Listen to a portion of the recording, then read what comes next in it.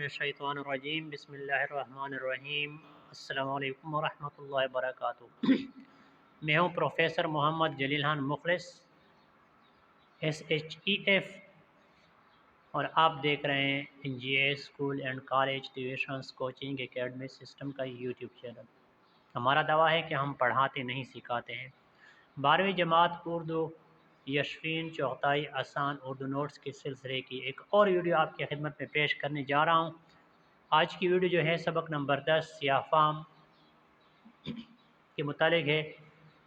पूरे मश्क को हम हल करेंगे। मुसन्निफ़ हैं शौकत सदीकी और सिनफ के लिहाज से ये अफसाना है। वीडियो शुरू करने से पहले NGS school and college tuitions coaching academy system का यूट्यूब चैनल सब्सक्राइब करें, लाइक शेयर और कमेंट्स करें। वीडियो आखिर तक देखें। तो सबक है सियाफाम। इस सबक का नाम है मुसन्निफ़ शौकत सदीकी और सिनफ के लिहाज से ये अफसाना है। तारुफ़ है मुसन्निफ़ का तारुफ़।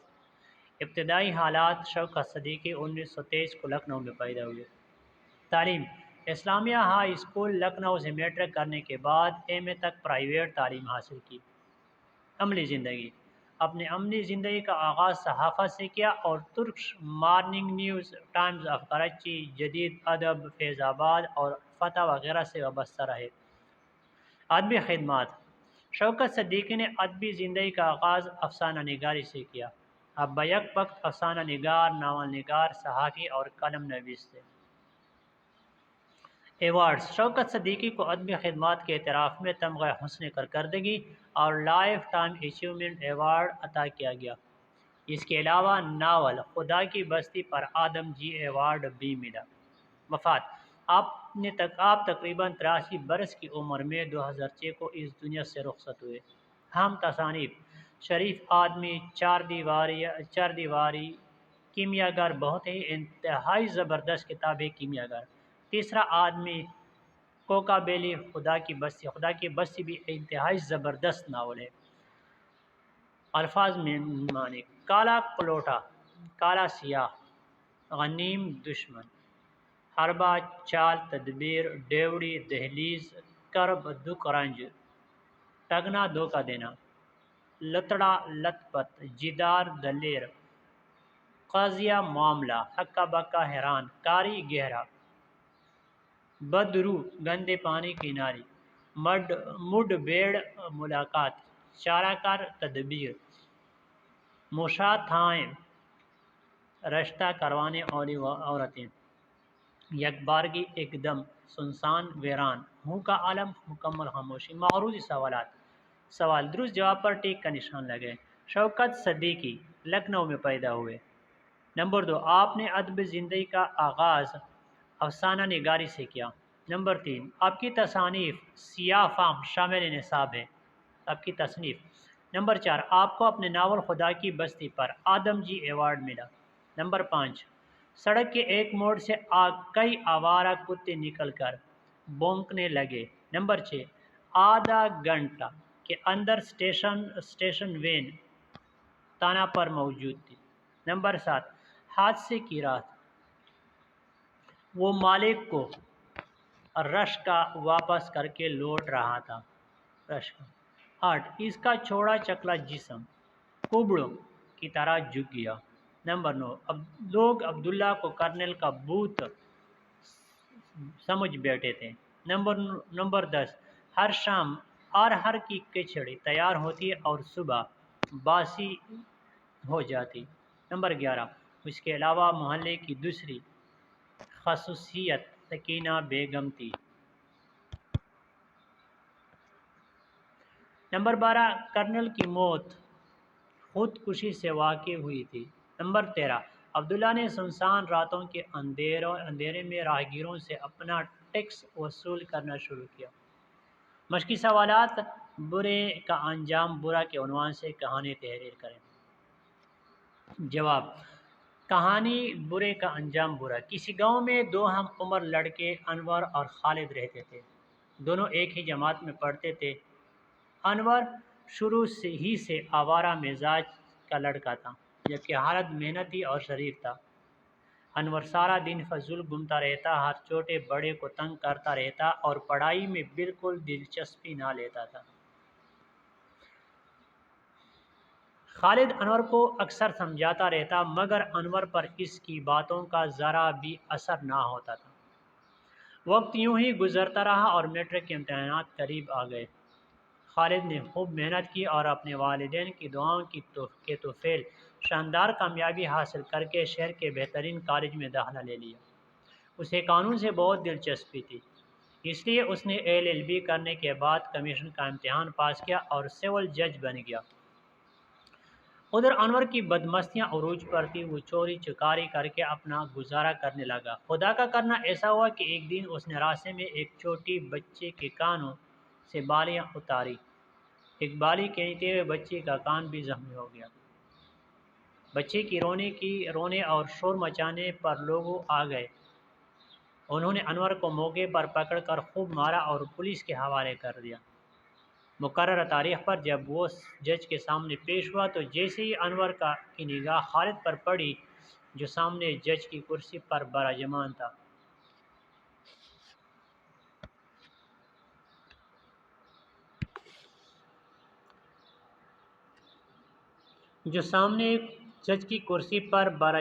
تھا، تو شرم کے مارے اس کی آنکھیں جھک گئیں۔ خالد نے بھی اسے پہچان لیا، لیکن اپنے فرائض منصبی کی وجہ سے اس نے انور سے کوئی رعایت نہ کی اور اسے سزا سنا کر جیل بھجوانے کا حکم صادر کر دیا۔ پولیس جب انور کو جیل لے جانے لگی تو انور نے مڑ کر خالد کی طرف دیکھا اور دل ہی دل میں پچھتانے لگا کہ کاش میں بھی خالد کی طرح محنت کرتا اور غلط کاموں میں وقت ضائع نہ کرتا تو آج یہ دن نہ دیکھنا پڑتا۔ لیکن اب افسوس اور ندامت کا کوئی فائدہ نہ تھا۔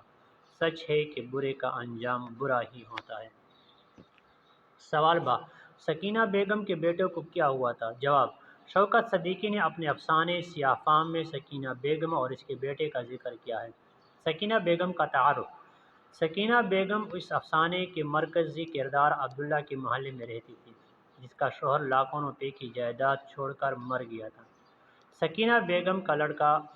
مصنف کے مطابق سکینہ بیگم کا صرف ایک ہی لڑکا تھا جو ارہر کی کھچڑی کی فرمائش پوری نہ کرنے پر ماں سے ناراض ہو کر بغیر کچھ کھائے پیے گھر سے چلا گیا تھا۔ اس کے بعد اس کو کسی نے نہ دیکھا، البتہ کچھ عرصہ بعد اطلاع ملی کہ وہ ٹرین کے حادثے میں ہلاک ہو گیا۔ اس بات کے عینی گواہ بھی موجود تھے، مگر سکینہ بیگم ہرگز یہ بات ماننے کو تیار نہ تھی۔ وہ ہر شام ارہر کی کھچڑی پکا کر بیٹے کی آمد کا منتظر رہی تھی، مگر وہ نہ آیا۔ سوال جی، مکن ٹوش کا نعرہ کس کا تھا؟ ٹوش یا ٹوش؟ جواب، شوکت صدیقی نے اپنے افسانے سیاہ فام میں مکن ٹوش کے نعرے کا بھی ذکر کیا ہے۔ مکن ٹوش کا نعرہ۔ مصنف کے مطابق عبداللہ کے محلے کے قریبی قبرستان میں کرنل کی قبر تھی، جس کی موت خودکشی سے ہوئی تھی۔ محلہ بھر میں مشہور تھا کہ مرنے کے بعد کرنل بھوت بن گیا اور سنسان گلیوں میں منڈلاتے ہوئے اس کی زبان پر ایک ہی سوال ہوتا ہے، مکن ٹوش۔ افسانے میں آگے چل کر مصنف نے بتایا ہے کہ سیاہ فام عبداللہ نے بھی باقاعدہ کرنل کے بت کا روپ اختیار کر لیا تھا۔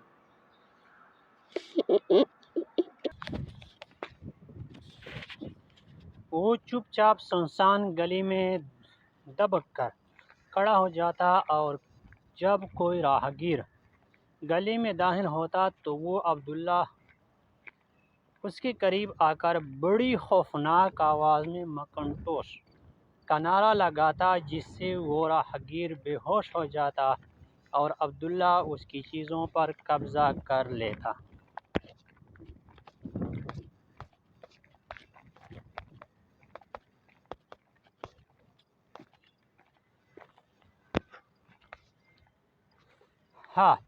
جب کوئی راہگیر ڈر کر بے ہوش ہو جاتا تو عبداللہ کیا کرتا؟ جواب، شوکت صدیقی نے اپنے افسانے سیاہ فام میں بتایا ہے کہ عبداللہ راہگیروں کو کرنل کا بھوت بن کر ڈرایا کرتا تھا اور پہلے تو صرف راہگیروں کی کھانے پینے کی چیزوں پر اتفاق کر لیتا تھا، لیکن اگر کوئی راہگیر بے ہوش ہو جاتا تو عبداللہ اس کی جیبیں ٹٹول کر ساری نقدی بھی اپنے قبضے میں کر لیتا۔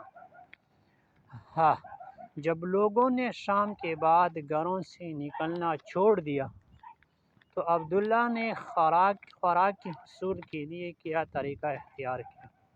جواب: شوکت صدیقی نے اپنے افسانے سیاہ فام میں بتایا ہے کہ جب لوگوں نے کرنل کے بھوت کے خوف کی وجہ سے شام کے بعد گھروں سے نکلنا چھوڑ دیا تو خوراک کی طلب میں عبداللہ نے یہ طریقہ اختیار کیا۔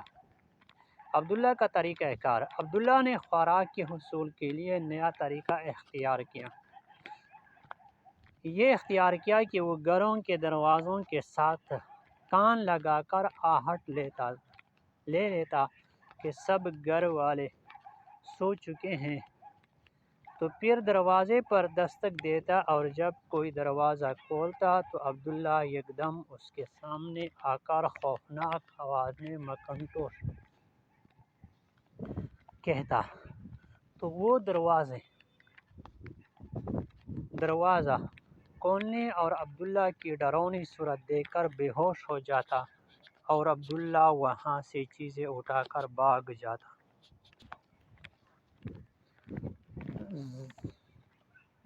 واو! بھوت کا سن کر محلے والوں نے کیا کیا؟ جواب: شوکت صدیقی کے افسانے سیاہ فام کے مطابق بھوت کا سن کر محلے والوں کا رد عمل درج ذیل ہے۔ محلے والوں کا رد عمل: بھوت کا سن کر سارے محلے والے بھوت بھوت کر کی آوازیں لگاتے ہوئے گھروں سے نکل آئے۔ عبداللہ یعنی جو بھوت بنا ہوا تھا کو مجبوراً ایک تنگ و تاریک گلی میں پناہ لینی پڑی، لیکن وہ یہاں بھی محفوظ نہ رہ سکا اور لوگوں نے اس پر پتھراؤ شروع کر دیا۔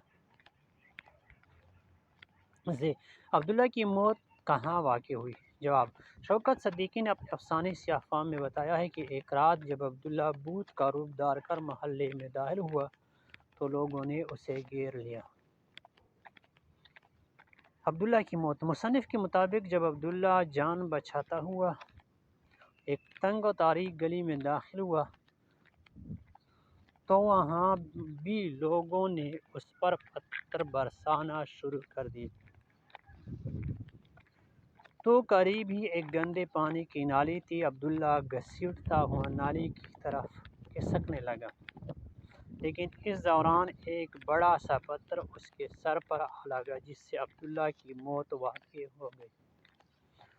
سوال نمبر 2، خالی جگہ درست روزمرہ کے مطابق پور کریں۔ نمبر 1، مگر یہ موت رحمت کے فرشتے کی طرح نازل ہوا۔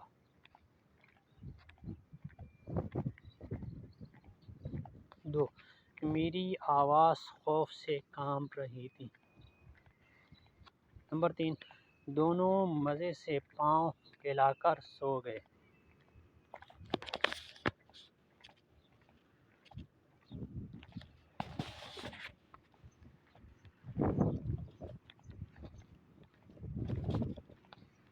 نمبر 4، بلی کی طرح اچھل کر میرا گلا دبوچ لیا۔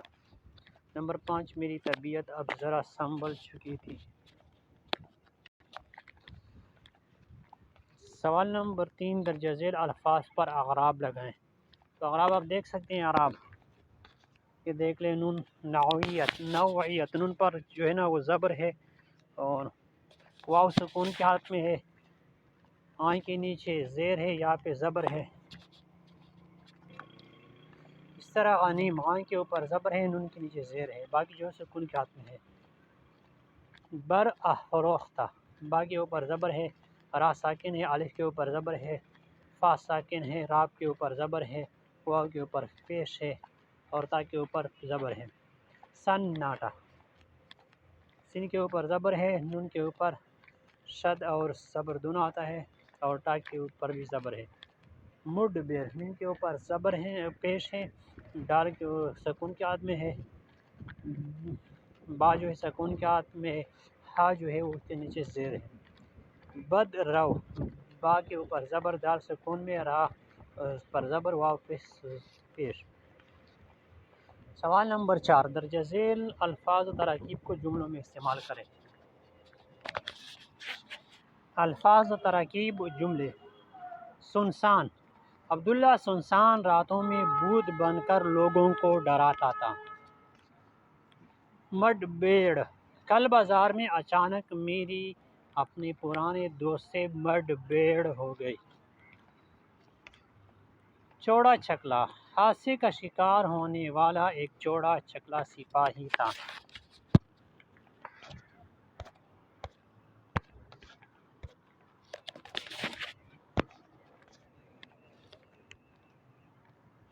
امتداد زمانہ، امتداد زمانہ کے ساتھ وہ اپنے سارے غم بھول گیا۔ سنگسار کرنا، اسلام میں زنا کرنے والے شادی شدہ شخص کو سنگسار کیا جاتا ہے۔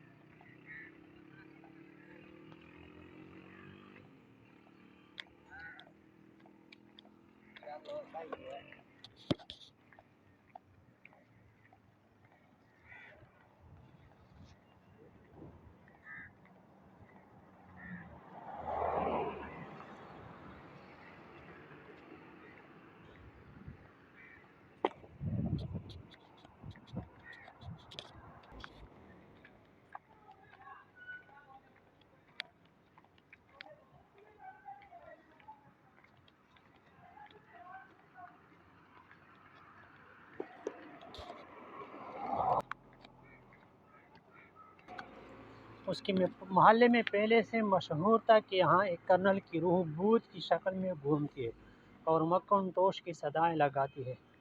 چنانچہ عبداللہ نے بھی کرنل کے بھوت کا روپ دھار لیا اور اس کی ڈراؤنی صورت کو دیکھ کر لوگوں نے اس کو کرنل کا بھوت سمجھنا شروع کر دیا۔ تشریح، وضاحت طلب عبارت میں مصنف نے بتایا ہے کہ ایک رات جب ہلکی ہلکی بوندا باندی ہو رہی تھی تو عبداللہ نے تاریک گلی میں کھڑے ہو کر ایک مونگ پھلی فروخت کرنے والے کو آواز دی کہ بھائی ذرا رکنا۔ عبداللہ کا خوفناک چہرہ اور بھوتوں کی طرح ڈراؤنا لہجہ، اور پھر اس ویران تاریک رات میں